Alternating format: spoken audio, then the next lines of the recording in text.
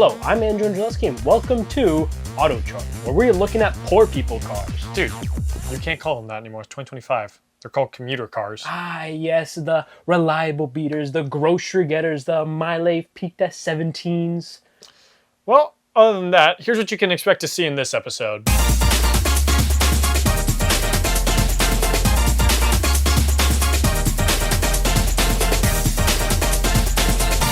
Mr. Brendan Working Class de Guzman is going to be looking at a base trim Honda Civic.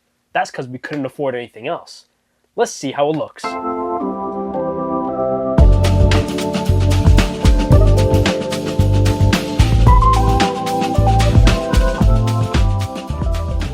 Art reflects life, but it also reflects changes in society. To me, cars are art, and I think that the current automotive design language is a good representation of that. Cars are more than machines that move us. They're art that reflects us, from sharp and aggressive to sleek and subtle. I have a car here that in its current design really shows the direction of where the automotive industry is headed. Contemporary. This here is the 2024 11th iteration of the Honda Civic. Honda had introduced a new era of design to its cars quite a few years ago. The previous generation is what I would call the angular era, with its sleek, sharp, and aggressive angles and aggressive styling. This was to help appeal to the younger generations by having a more sleek and sporty look. You know, it's really a step up from that 8th generation Civic. Except for the Civic Si, that one was actually peak. This is what I like to call Honda's minimalist era, or as Andrew likes to call it, their boy meets world era. All the coolness and charm from the 10th generation was stripped away for this less aggressive, more premium aesthetic. And I know I'm not tripping when I tell you this car looks like an Audi from a distance. One thing I absolutely hate about all these new cars is the little dimp that they have here between the bumper and the hood. Besides all that chicanery and nonsense, as Andrew would say, let's get down to the nitty-gritty of this car. This Honda here comes with a 2.0 liter 4-cylinder 158 horsepower engine. This engine is more or less unchanged from the 10th generation, but you can get a higher trim with a 1.5 liter hybrid engine as well. You know, the trunk here is relatively spacious, enough to fit all your family needs, like your picnic, your stroller, and if your kids are being naughty, you can toss them in the back too. There's plenty of room back here in the back seats, and plenty of space up front if you're 5'6". But considering this is a working class Honda, let's take it for a spin around downtown and see how it drives.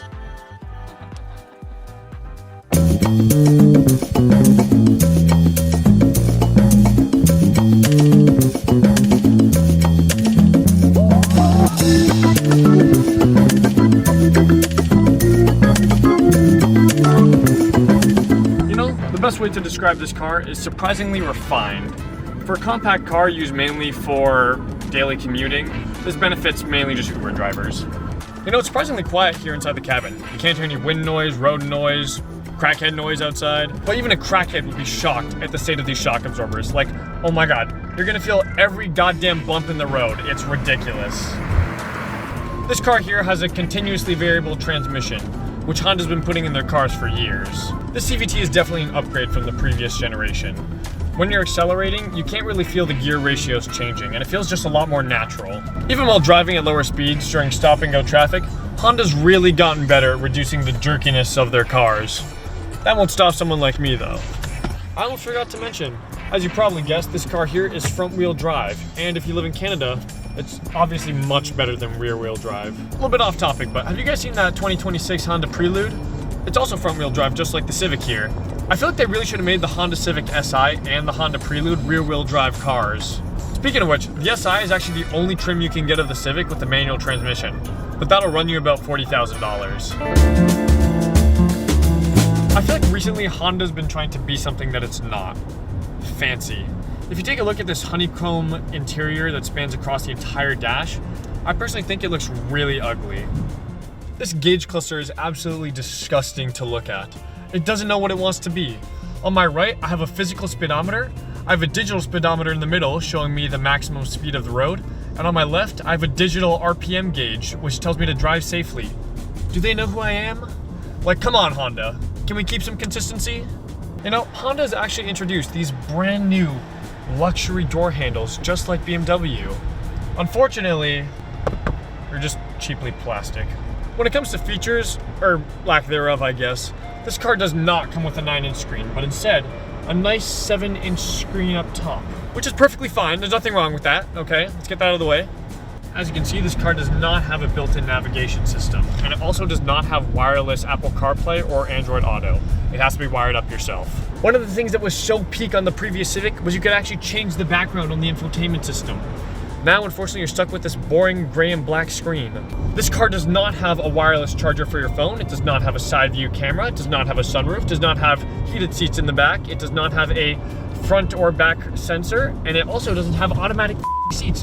Does this car have anything? I did not mean to swear. If you look around me, we are in downtown Oshawa right now. And I'm not sure if you know this, but crackheads are actually prone to jumping in front of your cars down here for insurance purposes. Luckily, Honda predicted this with their emergency mitigation braking system. Essentially, the car will brake on its own when it senses danger. Sorry, crackheads, you will not be getting my insurance that I don't pay for.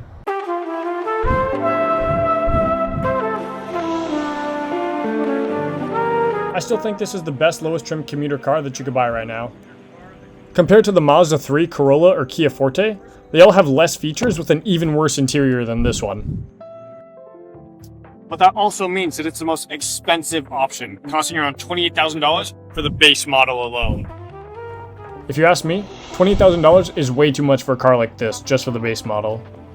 I would say to put in a couple extra hours at work so you can save up for that touring edition with a hybrid engine to save on gas. You know, I don't really care much for hybrid engines. Personally, I love supporting my local gas stations, which subsequently supports all those oil millionaires in Dubai. Honestly, this car is pretty boring for someone like me. I wouldn't really consider it, or most of its competition for that matter. This car has pretty limited options for tuning. And honestly, if you're gonna tune this car, please get an SI without a CVT, I beg of you. However, if you're just a guy who's looking for a commuter car that drives and has working AC, personally, I think that a Corolla is just the better option. That's about it. Drive safe.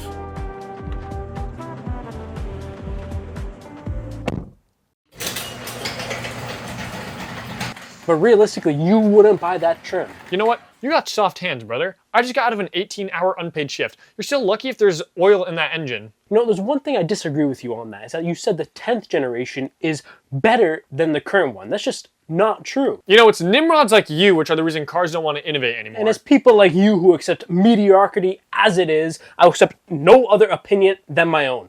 Okay, well, you know what? I'm going to prove to you right now in this video why the 10th gen is better than the 11th.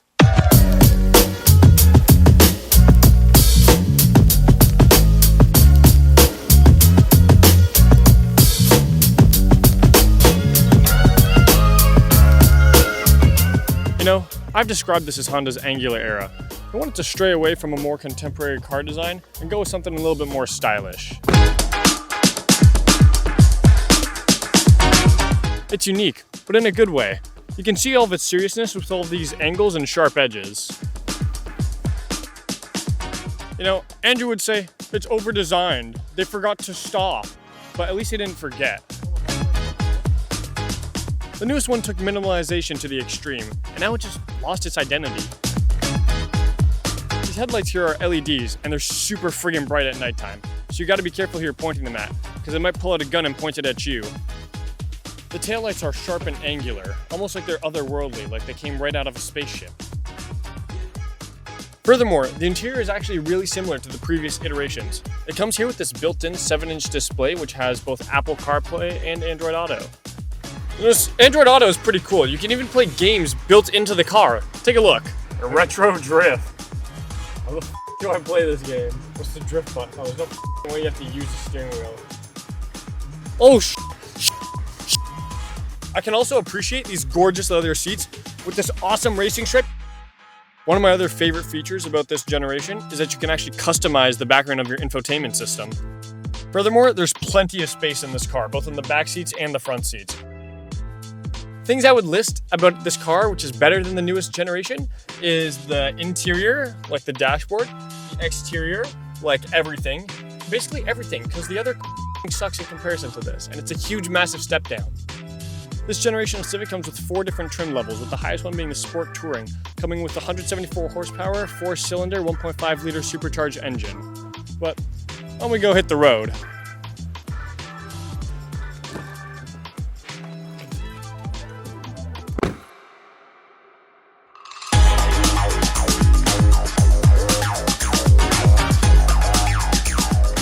You know, this car actually comes with a ton of different features. It comes with cruise control, lane keep assist, and even a side view camera. But the side view camera is only for the right side because they don't want it as an excuse to not check your blind spots.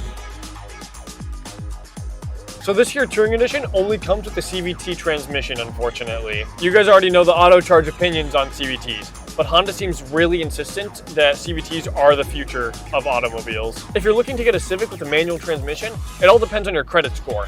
If it's high, go for the Type R. If it's low, you might be stuck getting an LX. You know, the speaker system is nothing to lollygag about. Honestly, it's kind of just all right. You can adjust the bass, treble, and midtones, but it doesn't really make that big of a difference.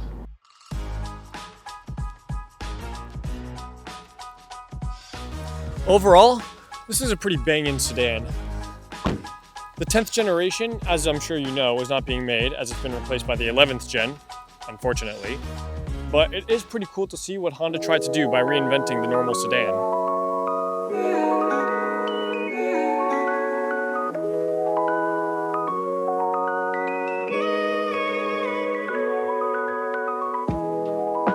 No, it's funky and it shows confidence. If you want something just as reliable as a Corolla, but a little bit more aesthetically appealing, this is definitely your go-to.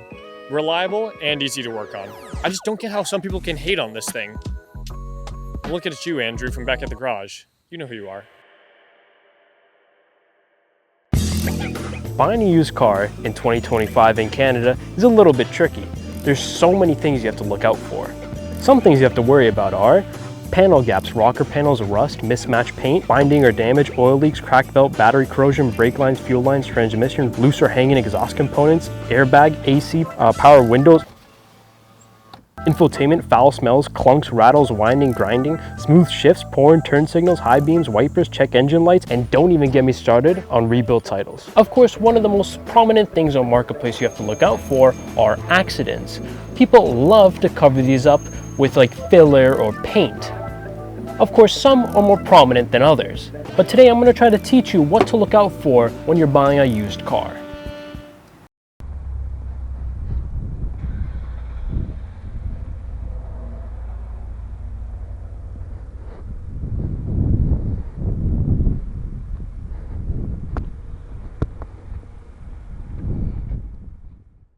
Why don't we ever take a look at any of these auctions? Because they're only for registered dealers and sellers. That's why we can't attend them. But just before we move on, let's just take a look at this grammatical nightmare. So you say, what kind of accident was this involved in? And the guy says, don't care, great car? What the hell is that supposed to mean? I feel like this is very important information he should be sharing with you. Yeah. Let's just take a look at what happens next. How's it going? Andrew? Is it owned by the dealer, by the shop here, or is it owned by him? Yeah. But He's, connect my brother here? yeah. Okay. Because he said, oh, these are by 2.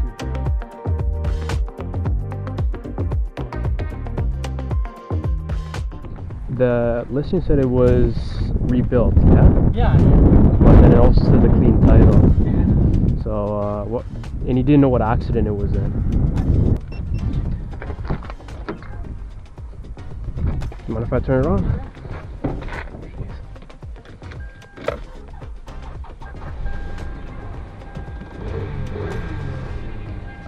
So, was he the one who bought you guys by from an auction and then rebuilt it?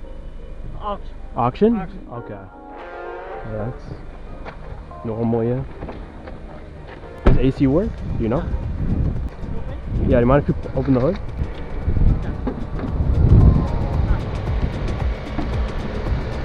So it's a V6. Yeah. How long have you guys had it for right now? 2022? 2022? Yeah. Was this his car or was this? Yeah. How long will you guys sell? How long has it been on the market for? About a few months?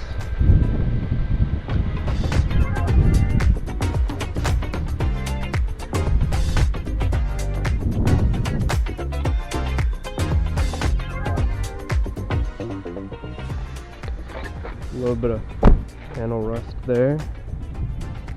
The bumper looks crazy. Oh, is this a rear view camera? Just making it. Yeah. Oh, the device isn't there anymore. I think there was like an external like screen there.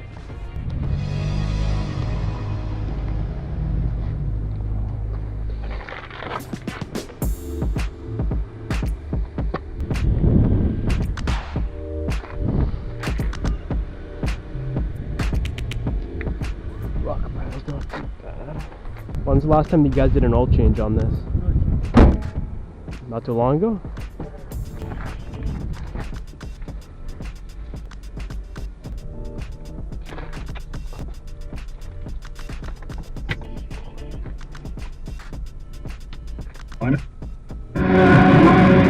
Radio's good. Oh, we should see the trunk real quick.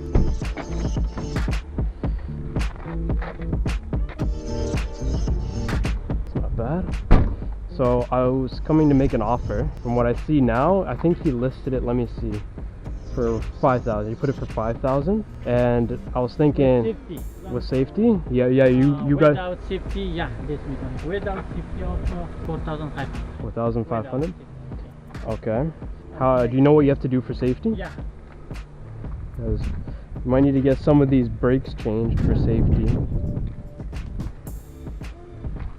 When's the last time you guys looked at the car? To be honest, I was coming to make an offer. I think because you guys have had it on Marketplace for like a month. You guys have had it on sale for a while, and I'm like thinking, I think It's good because I like this car because my loan house for rent. Yeah, I think it's a little bit too expensive. I was thinking more like. Okay, just like this, my brother is calling. Yeah, if you can tell him, just let him know. I'll send him an offer. I think 3,000. 3,000 is probably like genuinely like without safety. I think 3,000 is kind of worth it. I think it doesn't look like it's in great shape. It's obviously rebuilt, and it's like 2002, but like I don't know, the body, the interior doesn't look that great. I think the engine's probably the best part about the car. Maybe the transmission too, but I haven't really driven it, so I don't know. But I think 3,000 is kind of what I'd pay for. 50 years, 6 months of grant. Sorry? 6 months? 6 months grant. Without 50, don't. I don't know. I feel like I said, it's been on the market for like a few months, so it hasn't really been selling too well. So I think consider 3,000. I mean, get back to me. I'm interested in getting this car. I don't think it's worth it at 4,000 or even 5,000. I think 5,000 is too much for this, and it's like 170. Yeah, it's low kilometers, but it's also rebuilt, so you have to think about that too. So yeah, I definitely consider my 3,000. So thank you. Okay. I'll see you soon. Get back to me if you can. Calling my brother. Yeah. Goodbye. Thank you. Goodbye.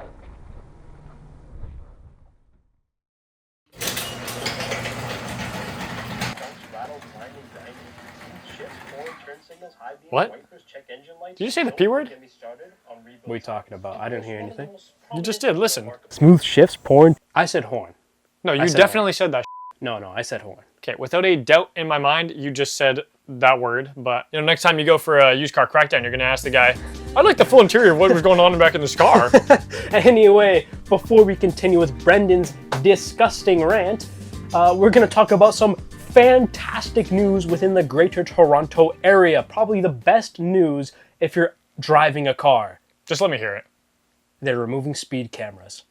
Are you serious? Yes. Hey, let's go, David! Yes! I mean, it's all right. Yeah, not massive news. Won't affect me. someone like us. We're law-abiding law-abiding citizens. Yes. But the ASC said they're gonna introduce legislation to ban them in every city. And if you live in Vaughan, it's even better because they're all gone. However, Brampton is voting to keep them. take a look at this. To be honest, if any city needs speed cameras, it's definitely Brampton. But all jokes aside, they're just straight up money hungry. Well, Brampton speed cameras bring in a lot, and even if they destroy them, which happens pretty often, you know, it just offsets the cost and they're able to put one right back up. You know, York Region states that accidents are forecasted to fall. This isn't the weather, these are people's lives. So what do they mean by forecasted? And if they really believe in this, it shouldn't be forecasted. Speed cameras have been around for years and they've been tested for years and they still can't prove that they prevent accidents? So silly. The weatherman lies enough as is. And I think we can all agree that is good they're getting rid of them. It is, at the end of the day, a cash grab. I'm gonna say something that's gonna offend some people. God, what's he gonna say? No, this is true, but if you get caught by a speed camera, you're a little bit dense. I can accept once, twice is stretching it, but it literally warns you it's coming up. It just doesn't make, I've met people with 4 or 5 tickets from these cameras, and what are you doing? Wake up. And if you are not paying attention to the road, then you shouldn't drive. Well, it's actually not even half as bad as I thought you were gonna say. Yes, but now Andrew is gonna take a look at another commuter car. But this one's not even made anymore, so what's even the point? I don't know. You know, they say you die twice. First when you pass away, second time is when someone speaks your name for the last time. No one remembers you. You cease to exist. This happens very rarely in the car sphere. Auto historians always want every little piece of automotive history to be in the museum. However, I believe that this car won't be stolen into the British Museum. This is the 2024 Kia Forte. Well, unless Kia buys out the museum.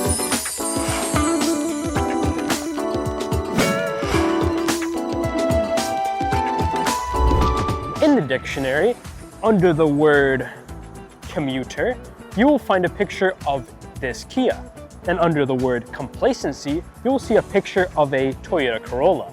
Commuter is a noun, because it could be described as someone who purchases this vehicle or someone who travels to work on a daily basis. But the thing is, I'm not really 100% sure why anyone would purchase this car. For the uninformed, this is essentially a Hyundai Elantra under the hood. And if you remember when I reviewed that vehicle, you remember I praised it for its funky look and not being boring. However, this lacks most of that, sporting more of a more basic, cheap-looking design that very much looks like an angular egg. It looks pretty similar to a 6th-gen Elantra, because it's basically that, going for a more no-nonsense design. It's simple, affordable, efficient, and somewhat reliable. But I can say that about any car similar to this, like the car it's based off of, it's also efficient, affordable, and somewhat reliable. It doesn't try to be anything that it's not, but that's the problem. It doesn't try to be anything. It's missing that exciting factor, which I think is pretty important on a car like this. This car kind of reminds me a little bit of Jello of how much it's off-putting. You know, it's improvement of what it was 6 years ago, but I still feel like I'm gonna fall asleep while looking at it. This is the third and last generation of this Kia. It's been around since 2018 and it's only gone through a facelift and a few minor tweaks to the engine. This little Kia has a 2.0 liter inline 4-cylinder Hyundai engine. And since we're talking about a more boring audience, we have to talk about the practicality. The space in the trunk is very good and the space in the rear seats is very good and the space in the front is very okay. But this is getting a little bit boring. Let's drive around aimlessly and see how it feels.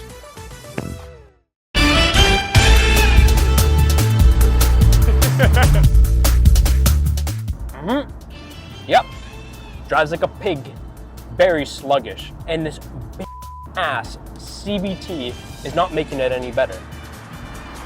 You know, when you're cruising, it feels fine. But when you're on any other main road where it has bumps and different types of terrain, it feels very bad. The steering is adequate. It's not very sharp or communicative. It's honestly, the feedback is very minimal and it doesn't really inspire much confidence in the handling. But I don't know how much you're really looking for that in this car. And one thing that you will notice when you first get into the car is that the cabin noise is very noticeable. You will hear people talking outside of the vehicle with crystal clear impunity. And if you're on a road with any bumps, you'll hear everything, especially on the highway. One thing introduced with this 2024 model year is the 16-inch alloy wheels, which improves the ride a little bit, but I can't imagine how those older ones felt. Some person's probably owned this for about 10 years now. It's probably saying something along the lines of, it gets me to point A to point B. Super duper reliable, even though I've changed the engine about 3 times. You're right. The Kia Forte is the definition of reliable transportation. However, it's not really going to thrill you, and it will do its job every single day. Well, not really quietly if you're in the car, but more or less quietly. But the thing is, even in 2025, or when it was released last year, 2024, other cars will do the exact same thing with a little more personality and do a better job. I mean, the value for money is there. There's cruise control, lane keep assist, collision avoidance assistance. It has this 8-inch display, which you can touch. It has Android Auto, Apple CarPlay, the normal stuff. But the stereo is pretty mid, if I have to say. The design of this interior isn't really much to know. It doesn't really do anything good, it doesn't really do anything bad, but the build quality has something I might have to put into question. And thank God that it uses the standard gear shifter. No more of that button shit. For the astute viewer, you can notice it has this white lining, which makes it a little basic, but it looks a little bit sporty. Something else I want to note is the wireless charging, these USB and charging ports. We also have heated seats, heated steering wheel. One thing I want to talk about is the handbrake. When you put it down like this, it's perfectly fine, but there's a little bit of a leeway when you're putting it back up. That doesn't seem very safe. The thing is, I do not understand why people would even consider this car. Whilst competition is more reliable, more efficient, has more features, and just overall just looks better.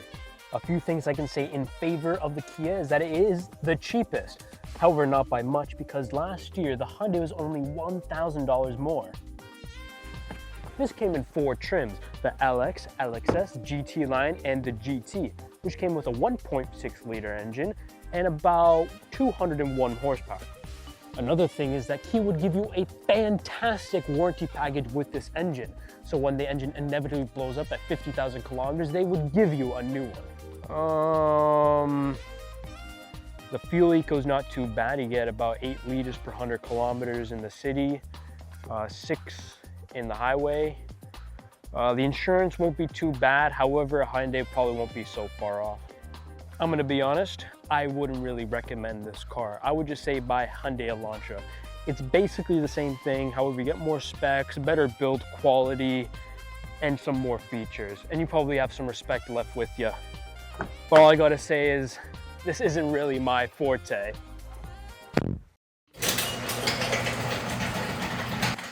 Damn, 3 cars reviewed in one episode? There's only one that I'd recommend. No. 3 cars reviewed, none I'd recommend. Listen, I agree, if you do not care about cars, buy the Toyota Corolla.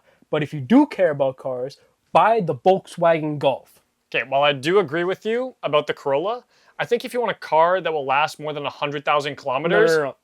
That's the Subaru. If you want a car that will last more than 150,000 kilometers, buy the 10th Gen Civic. And before Andrew can retort, I'm gonna end the episode off here. So thank you very much for watching. Drive safe. You are wrong. Shut the